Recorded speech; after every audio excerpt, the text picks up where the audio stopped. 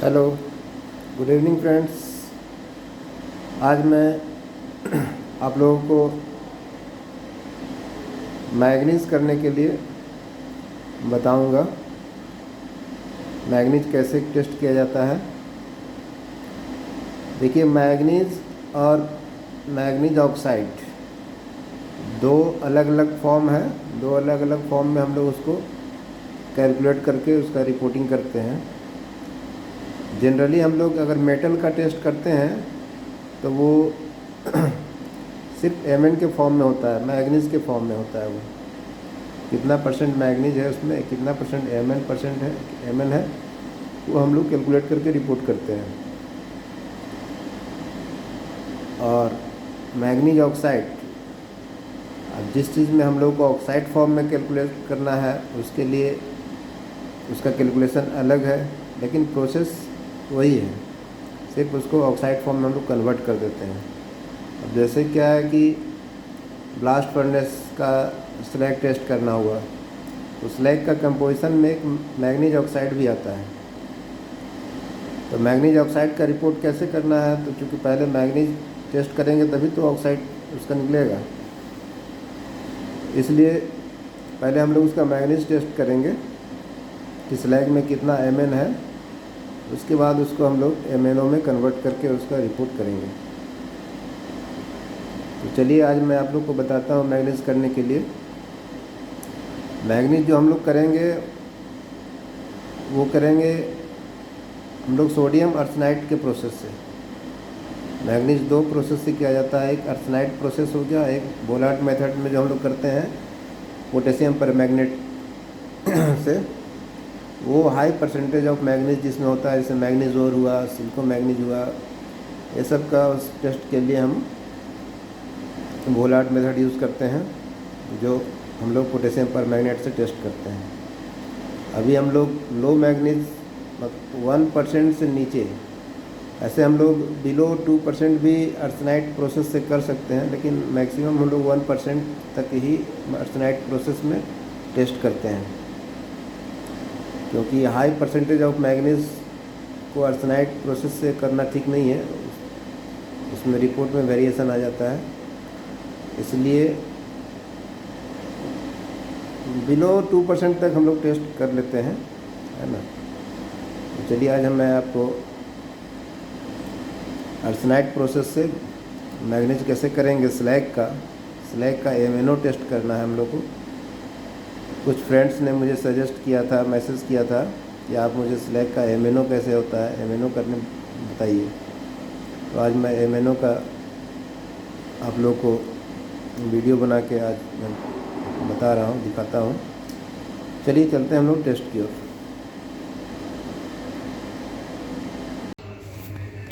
चलिए हम लोग स्टार्ट करते हैं मैंगनीज टेस्ट करने के लिए प्रोसीड्योर में आते हैं। अभी हम लोग बैलेंस के पास आ गए हैं। बैलेंस है, इसके लिए मुझे बैलेंस चाहिए ही चाहिए। एक 250 ml का कोनिकल फ्लास्क चाहिए आपको। सैंपल है मेरे पास, इस स्लैग का सैंपल है। अभी अब टेस्ट करते हैं, सैंपल लेते हैं, इसको 0 कर देते हैं।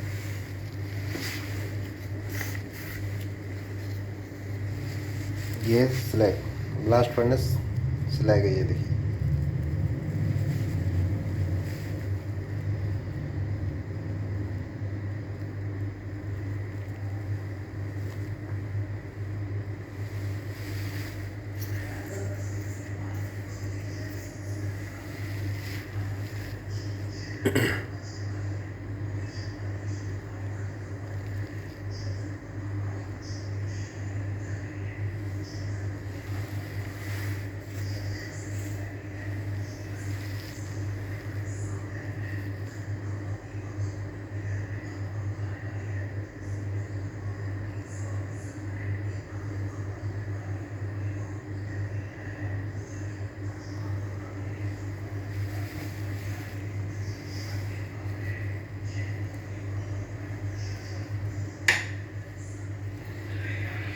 सैंपल हम लोग को एग्जैक्ट 0.2 ग्राम सैंपल लेना है, ज़्यादा सैंपल नहीं लेना है।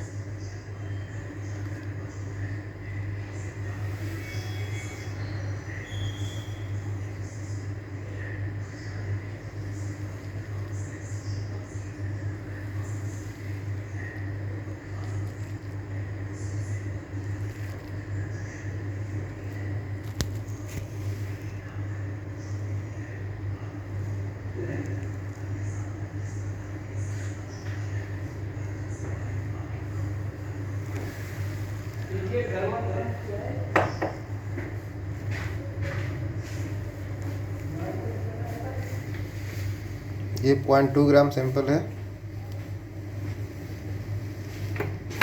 देखिए ये लास्ट 4 डिजिट थोड़ा वेरिएट होता है, चलेगा, उतना कोई दिक्कत नहीं है। इसको इसमें डाल दीजिए 250 ml के कॉनिकल फ्लास्क में।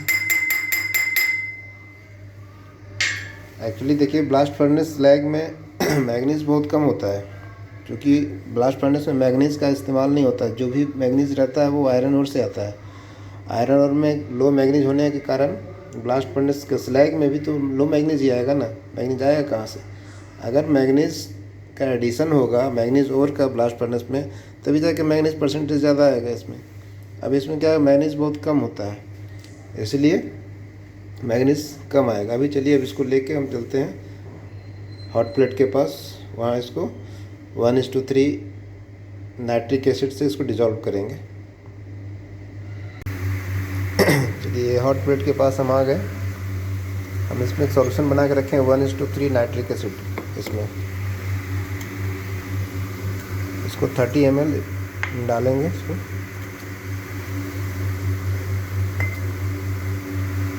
या तो आप नाप के डालिए, नहीं तो कि हमारा आदत है इसलिए मैं डाल दे रहा हूँ 30 ml। इसको हॉट प्लेट पे इसको डाल दीजिए। 5 मिनट में ये डिज़ोल्व हो जाएगा। डिज़ोल्व होने के बाद इसमें सिल्वर नाइट्रेट का सॉल्यूशन और अमोनियम परसल्फेट का सॉल्यूशन इसमें ऐड करेंगे। ये क्या है, 30 ml सॉल्यूशन है ये। अब इसको डिज़ोल्व होने दीजिए। जब तक डिज़ोल्व होता है तब तक इसको हॉट प्लेट पे ही रहने देते हैं।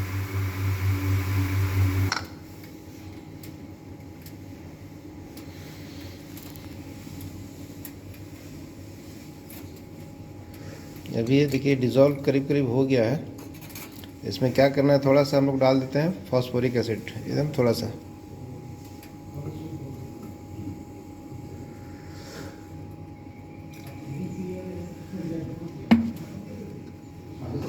दस ml 5 ml के आसपास ये आप फॉस्फोरिक एसिड डाल दीजिए। इस कंटेनर में मेरे पास है फॉस्फोरिक एसिड रखा हुआ, इसमें डाल दिया।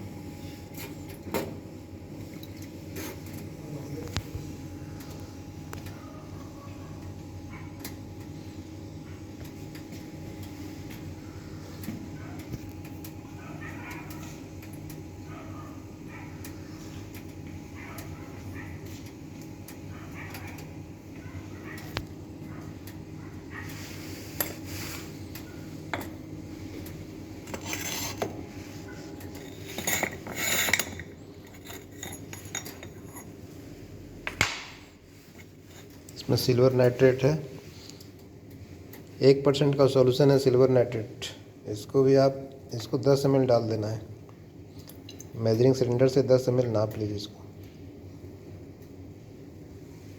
अच्छा, ये देखिए जैसे ही इसमें डाले ये क्या हो गया, थोड़ा मिल्की कलर आ गया। इसका मतलब क्या है कि इसमें रॉ वाटर था पहले से। मतलब जो डिस्टिल्ड वाटर में अगर इसको डालिएगा, अगर ये वाइट हो जाएगा तो समझिएगा कि आपका डिस्टिल्ड वाटर सही नहीं है। ऐसा नहीं आना चाहिए, ये मिल्की नहीं होना चाहिए। लेकिन मेरा मिल्की आ गया, इसलिए हम इसको फेंक दे रहे हैं।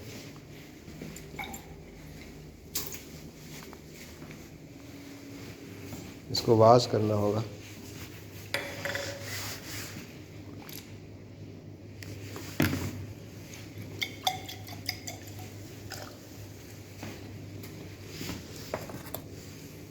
फिर से डालिए।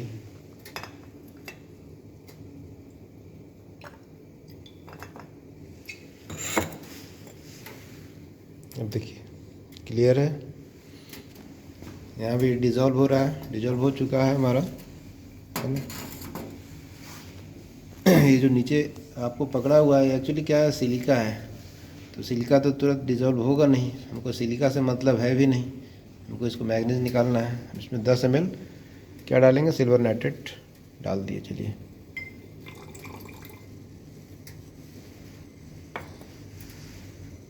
अब इसके बाद डालेंगे हम अमोनियम परसल्फेट। ये भी मेरा बना हुआ है सॉल्यूशन, 10% का ये सॉल्यूशन है। इसको हम लोग 20 ml डालेंगे। इसी सिलेंडर से हम लोग 20 ml नाप लेते हैं। ये 20 ml मेजर कर लिया इसमें, देखिए 25 ml का है ये। इसमें अब डाल दें, इसको ऐड करेंगे।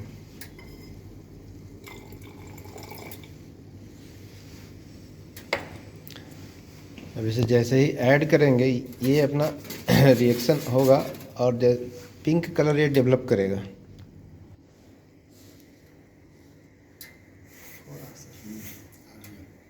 देखिए ये पिंक आ रहा है।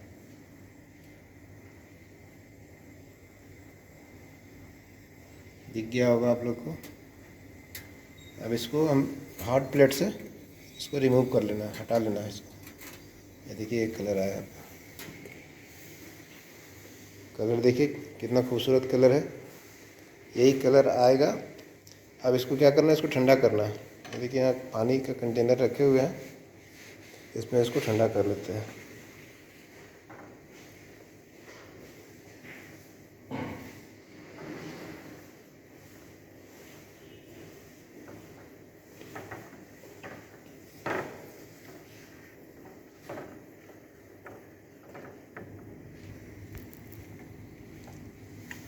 जी सर।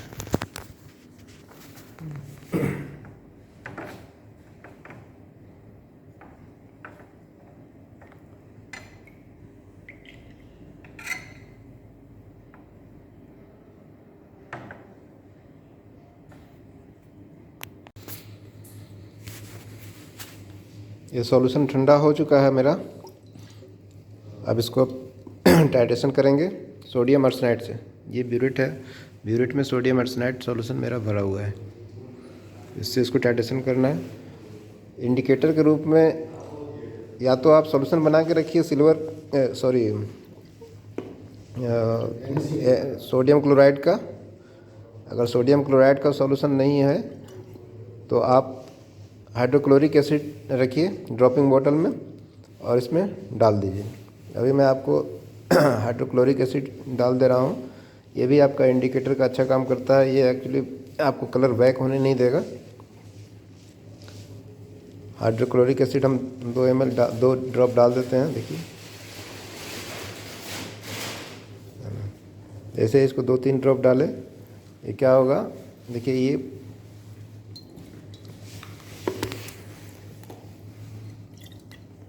इसका कलर देखिए ऐसा हो गया। और डाल दीजिए 2 ड्रॉप, ये हो गया। अब ये इसका पिंक कलर डिसअपेयर करना है। अपेयर हम क्या करेंगे, ये जैसे टाइट्रेशन करेंगे सोडियम आर्सेनाइड के साथ में, ये ऑटोमेटिक क्या होगा, ये पिंक कलर डिसअपेयर होकर ये वाइट कलर मिल्की कलर में आ जाएगा। अभी मेरा ऊपर का रीडिंग 7 है। 7 से मैं रीडिंग ले रहा हूँ। एक्चुअली ऊपर टेस्ट करके कंज्यूम हो चुका है ब्यूरेट में, तो 7 है। इसे अभी टाइट्रेशन करता हूँ।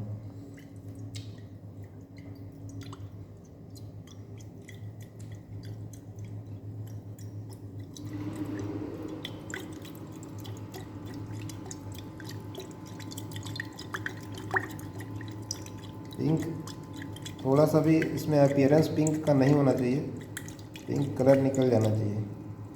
देखिए पूरा कलर आपको वाइट, मिल्की वाइट ऐसा दिख रहा है। अभी मेरा रीडिंग क्या आ गया, ऊपर में 7 था, अब यहाँ रीडिंग आ गया है 9.3। 7 - 9.3 कितना रीडिंग आया?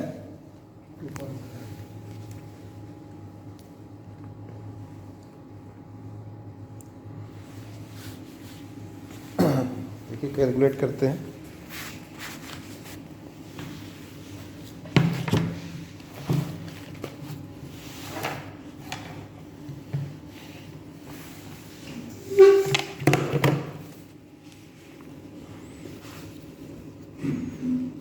फर्स्ट रीडिंग था मेरा 7.0, मतलब 7 था। अभी आया मेरा 9.3, 2.3 मेरा ब्यूरेट रीडिंग। ये हुआ ब्यूरेट रीडिंग, BR जिसको बोलते हैं ब्यूरेट रीडिंग। अभी अगर इसका मैग्नीज हम निकालेंगे तो इसमें कुछ नहीं करना है, 2.3 इंटू 0.1 इंटू सॉल्यूशन फैक्टर। अगर आपके सॉल्यूशन में कुछ फैक्टर हो तो फिर मल्टीप्लाई करना है, नहीं तो 2.3 इंटू 0.1, मतलब ये हो गया 0.23। ये क्या हो गया, Mn मैग्नीज। अगर हमारा ये मेटल रहता तो ये 0.23% मैग्नीज होता। चूँकि ये हमारा स्लैग है, ये ऑक्साइड फॉर्म में है, तो इसका हमको निकालना क्या है, इसमें MnO मैग्नीज ऑक्साइड। तो 0.23 इंटू 1.29 इक्वल टू 0.23 इंटू 1.29 0.30। इतना परसेंट हो गया आपका MnO।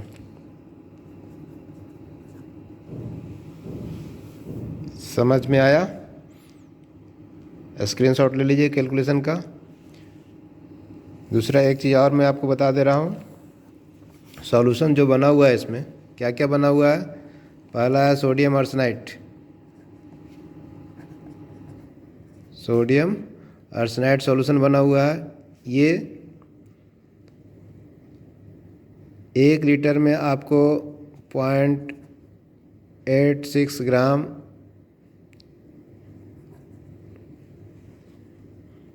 डाल के 1 लीटर बना लीजिएगा। Second, silver nitrate, silver nitrate,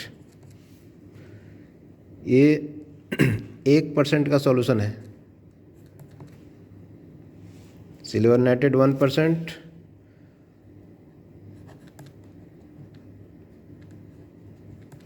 ammonium परसल्फेट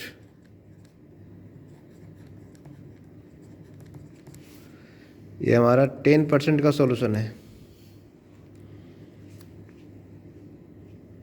तीसरा हो गया। चौथा और क्या चाहिए इसमें, एक जिसमें लोग डिज़ोल्व करते हैं, ये नाइट्रिक एसिड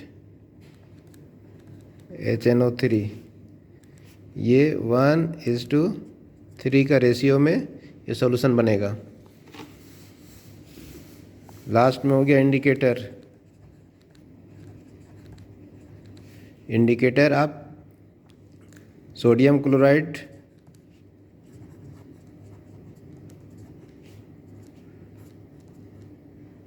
NaCl से आप बना सकते हैं।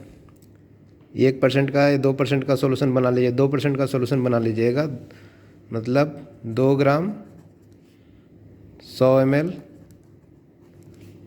डिस्टिल वाटर मिक्स करके बना लीजिएगा। नहीं तो डायरेक्ट आप HCl यूज़ कर सकते हैं फॉर इंडिकेटर।